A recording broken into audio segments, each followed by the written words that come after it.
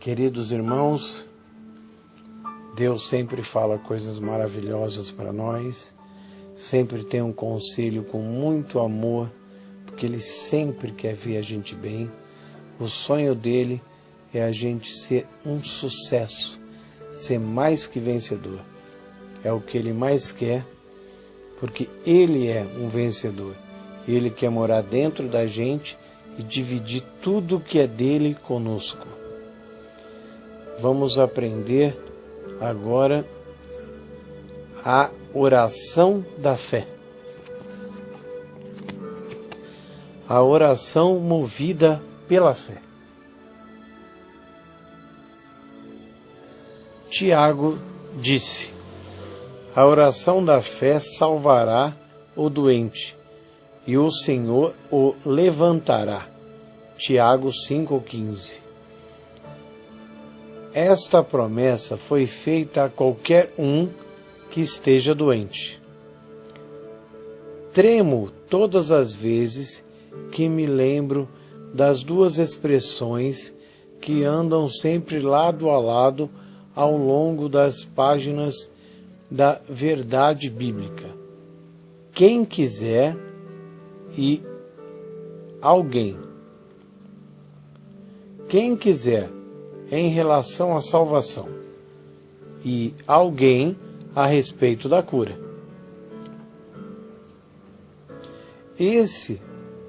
Se essas expressões não se referem a você ou a qualquer outra pessoa, então não sei ler. Por outro lado, se de fato a expressão quem quiser. Irmão, depois a gente pode até pegar um dicionário para ver se essa expressão significa isso mesmo. Eu acho que sim. Se a expressão quem quiser inclui você e todas as outras pessoas, devemos regozijar-nos, ficar muito alegre, porque a cura é para todos. Jamais podemos realizar a oração da fé perguntando se é ou não a vontade de Deus fazer o que lhe estamos pedindo. A verdadeira fé é pelo ouvir e o ouvir pela palavra de Deus. Ouvir o que o Senhor diz em sua palavra a respeito do que Ele deseja fazer. Então, o que Ele falou na palavra dele, que Ele deseja fazer, isso é um fato, é uma realidade, é a pura verdade. Então, a oração da fé é simplesmente pedir a Deus que cumpra a promessa feita a nós. Se for da vontade de Deus que você fique enfermo, não será possível fazer a oração da fé. Se for desejo dele que você fique doente, então será um grande erro pedir que alguém ore pela sua cura, porque você não deve frustrar a vontade de seu Pai Celestial. Você também não deve procurar auxílio médico e enfermeiros ou qualquer tipo de tratamento, pois seria como se dissesse: é a tua vontade, Senhor, que eu fique doente, mas vou chamar um médico ou fazer alguma outra coisa para evitar a sua vontade. Mas isso, irmãos, é para quem acredita que a doença é a vontade de Deus. É claro que isso não está certo. A doença nunca vai ser a vontade de Deus, porque Isaías 53, 4 e 5 diz: verdadeiramente Ele tomou sobre si suas enfermidades e dores. Então Ele não quer que você leve uma coisa que Ele já levou. Para agir de maneira perfeitamente lógica, se achar que não é da vontade de Deus que você seja curado, não será conveniente fazer qualquer esforço para sarar, mas resignar-se à sua sorte e dizer a todos que está sofrendo doença por amor ao Senhor Jesus Cristo. No entanto, quando ele disse que desejava que você sofresse enfermidade por ele, por amor a ele, aonde está isso na Bíblia? Ou ao contrário, foi ele que sofreu por você. Ele não quer que você sofra nada, porque ele sofreu tudo por você. Se realmente pensa que é anseio de Deus que você continue enfermo e duvida do desejo do Senhor de curá-lo, sugiro que se resigne e contente-se a sua sorte, ou leia mais a Bíblia. Caso acredite que a vontade de Deus é para você sofrer, sugiro que, em vez de comprar remédios ou pagar médicos, use o dinheiro para benefício do próximo. Por exemplo, seria bom ajudar a obra missionária. Se Deus não quer curá-lo e você deseja fazer a vontade dele, mais do que qualquer outra coisa no mundo, acho melhor não deixar seu caso nas mãos do médico, pois isso frustraria a vontade de Deus para você. Resultados da oração da fé. Muitas pessoas consideram que a oração da fé sempre significa uma resposta imediata. Acham que, se os resultados não se manifestarem no mesmo instante, não fizeram a oração da fé. Sem dúvida, muitas não recebem a cura de Deus, porque querem exigir dele exatamente como e quando desejam ser abençoadas. Fazer a oração da fé não quer dizer necessariamente que a resposta será vista ou sentida imediatamente. É a petição de quem sabe o que a palavra de Deus declara.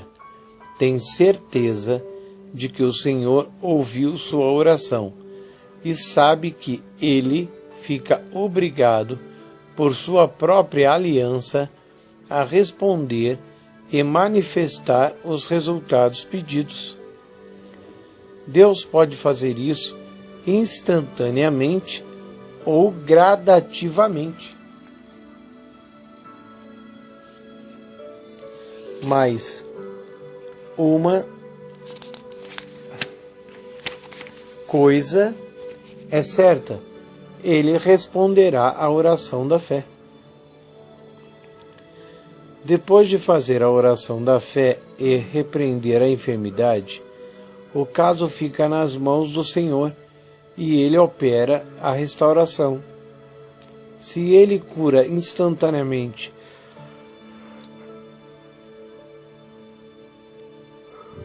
ou gradativamente, não tem importância. Sua palavra permanece verdadeira. E é nosso dever crer e não duvidar. Confiando nele, erradicamos completamente e perfeitamente a enfermidade. Então se orou. Se Deus não fez imediatamente, gradativo é um pouquinho, irmão, todo dia um pouquinho, gradativo. Então, o importante para você é ficar confiando nele, confessando a palavra de Deus. A fé e os sintomas. A partir do momento em que você cumpre inteiramente a palavra de Deus e faz a oração da fé, você pode declarar-se curado pelo poder de Deus, porque a sua palavra diz. 1 João 5,15. E se sabemos que nos ouve em tudo o que pedimos, sabemos que alcançamos as petições que lhe fizemos. Apesar de permanecerem alguns sintomas da enfermidade, como acontece às vezes, a fé declara que a obra está feita, porque a palavra de Deus declara isso.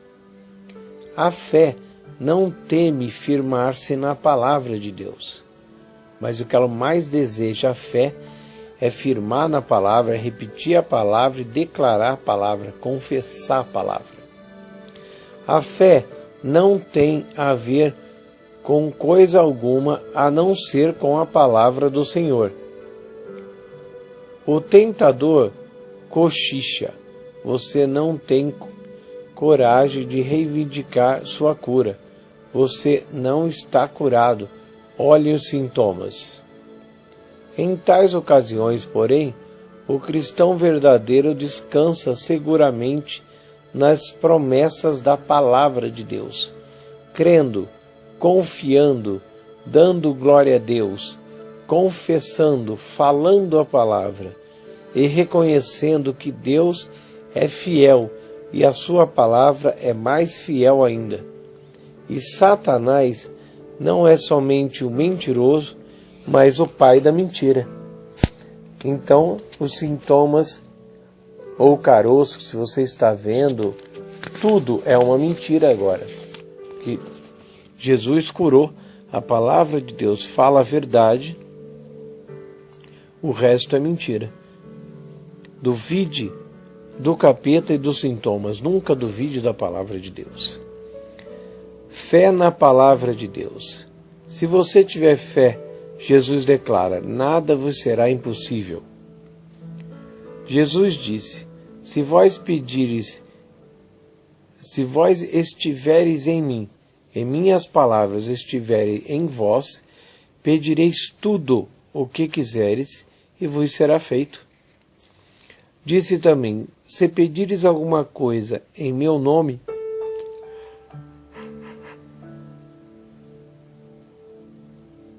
eu farei.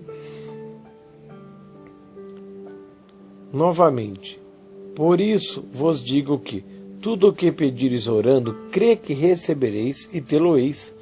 Marcos 11, 24.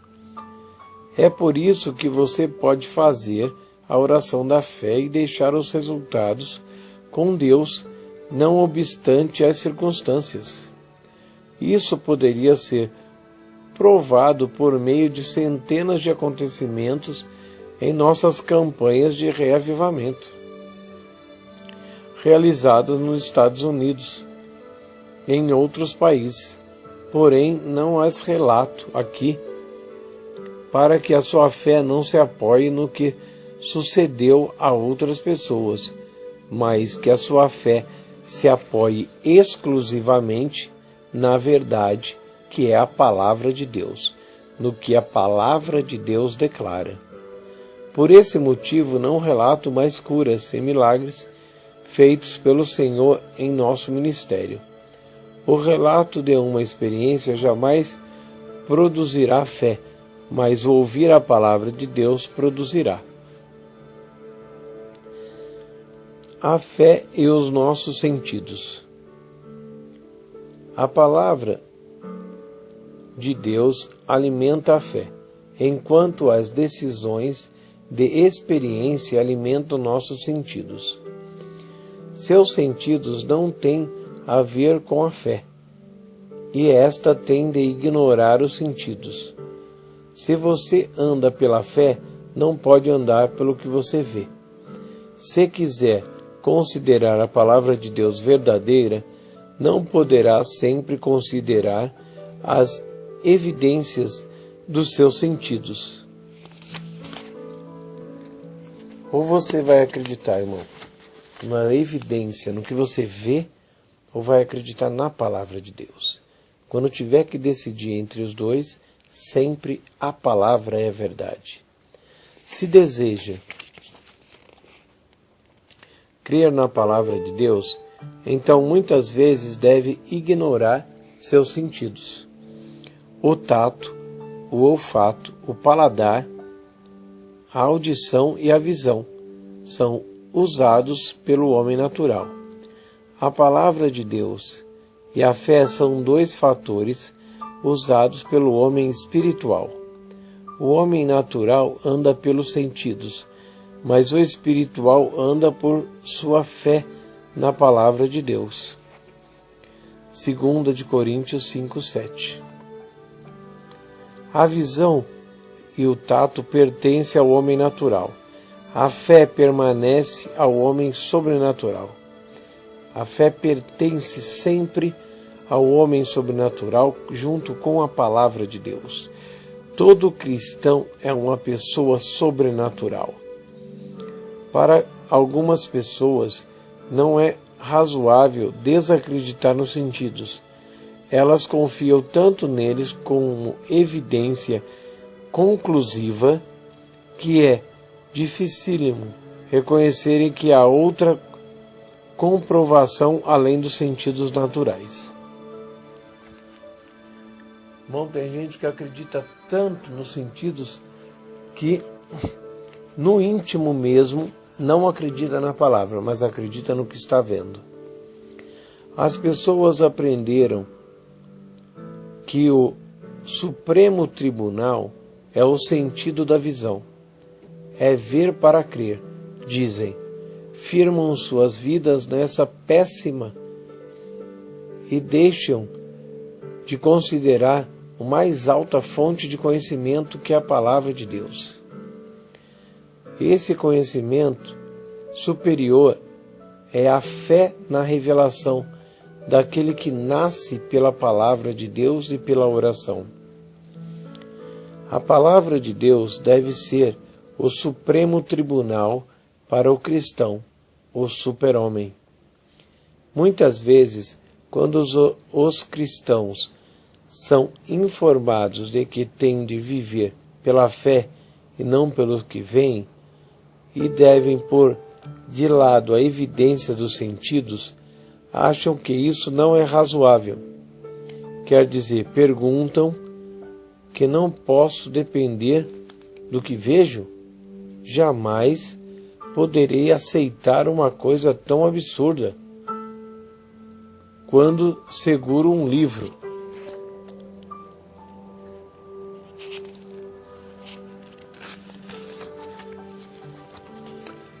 eu o vejo, apalpo e sinto o cheiro de tinta das suas páginas. Se deixo o livro cair, posso ouvir. Quer dizer que o livro não é real e não está aqui? Podemos aceitar a evidência de nossos sentidos como verdadeira em relação às coisas naturais, mas no que diz respeito aos assuntos espirituais, quando esta evidência contradiz a palavra de Deus, então devemos ignorar nossos sentidos completamente e crer no que afirma a palavra de Deus. Entendeu, irmão? Obviamente, se você pegar um livro, você está segurando um livro, é verdade. Mas se uma hora você vê uma doença, você orar, você pedir para sair, aí você não vai mais acreditar na doença. Porque na palavra de Deus está que Jesus levou a sua doença. Então aquela doença que está aí é do capeta, ele colocou a doença dele e ele não vai poder ficar. Então do mesmo modo que apareceu aquele caroço, aquela coisa, ele vai sumir da mesma forma que apareceu, do nada, porque não pertence mais a você e você não vai acreditar nele. Você vai acreditar na palavra de Deus. Feche os olhos, coloca a mão no seu coração e busca a Deus com todas as suas forças. Pai perfeito, lindo, glorioso, maravilhoso, em nome do Senhor Jesus entramos na Tua presença, Pai, para Te glorificar. Aleluia, aleluia. Lindo, magnífico, maravilhoso, perfeito. Pai, em nome do Senhor Jesus, viver com o Senhor, Pai, é viver uma vida diferente, uma nova vida. Sempre nos ensina, Pai, a viver essa nova vida. Queremos estar com o Senhor, estar na fé, estar na palavra, Pai. Pai, muito obrigado, Senhor, pelo Teu amor infinito e maravilhoso. E em nome do Senhor Jesus eu Te peço agora, Pai, derrama o Teu poder na vida do meu irmão, da minha irmã que está ouvindo essa mensagem agora. E começa a queimar todo o mal. Queima, demônio, amarra o demônio. Fora daí, essa vida não te pertence. fora. Em nome do Senhor Jesus, que tem todo o poder e toda a autoridade, eu amarro você, demônio. Eu quebro as tuas forças. Eu quebro o teu poder, tua mentira, tua influência nessa vida, teu caroço, dor, hérnia, doença, mal, mágoa, tristeza, ódio, briga, opressão, depressão, vontade de se matar, raiva, mágoa, desemprego, miséria, vício. Em nome do Senhor Jesus, saia você, demônio, com todo o seu mal. Eu te arranco daí agora. Fora! Saia em nome de Jesus. Pai querido, maravilhoso, vamos sempre te buscar mais, ler mais, estar ligado no Senhor, Pai. Te louvando, orando e sempre te agradecendo, Pai. Porque o Senhor merece. O Senhor é sempre demais. E a tua palavra sempre é a verdade. O teu amor é a tua palavra. Que sempre diz, somos mais que vencedor em Cristo. Nunca te deixarei. Nunca jamais te abandonarei. Pai, muito obrigado, Senhor. Tua palavra diz, entrega o teu caminho, confia. Tudo mais eu farei. Nós cremos, Pai, muito obrigado pelo teu amor, pela tua palavra, e vamos sempre, sempre, sempre te buscar, ler tua palavra, conhecer mais e falar, confessar a tua palavra, viver ela, viver o teu amor e perdoar a todos, e amar e orar pelos inimigos, Pai. Muito obrigado. Amém e amém.